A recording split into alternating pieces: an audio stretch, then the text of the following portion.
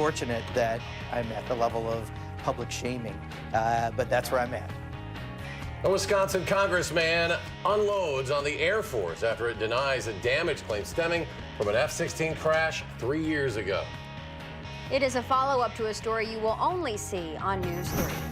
Representative Mark Pocan got involved after seeing our original story back in May. That's when Sherry Flack-Vovos called for action after her damage claim was rejected by the Air Force because it missed a deadline. As News 3 investigative reporter Adam Schrager reports, there are now 2 Dane County residents frustrated with the Air Force. Adam? So, Eric and Michelle, the facts here are not in dispute. A Wisconsin Air National Guard plane crashed into Sherry Flack-Vovos' Adams County land on June 7, 2011. It burned hundreds of trees. Sherry postmarked her damage claims to the Air Force before the deadline, but it wasn't received by the right people at the Air Force until after the deadline, so it was rejected.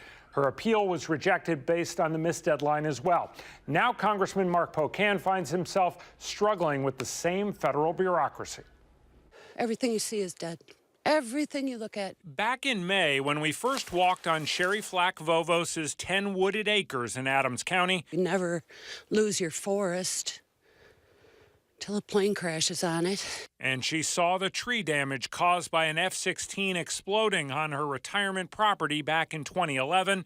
She was emotional. It's all gone. 6 months later, she's feeling something different toward the Air Force. I think it's chicken.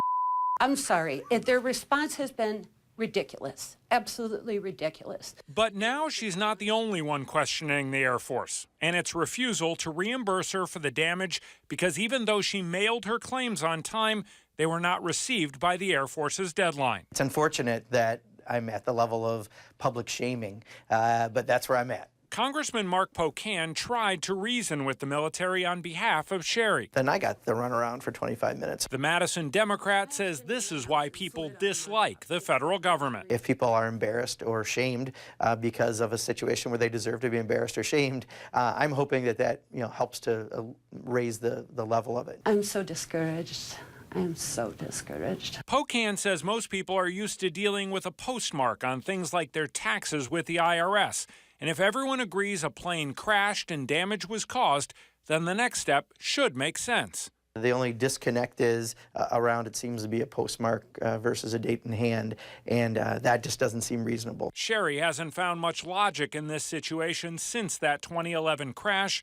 Neither has her congressman. When something, defies common sense to this level is when I get involved. Pocan knows short of introducing legislation to get Sherry her damage claim, he's hoping this story catches fire, goes viral, if you will, to bring more pressure on the Air Force. He says another thing working in his favor is the fact there's going to be a new Secretary of Defense soon. New people he thinks might mean new attitudes towards Sherry's situation.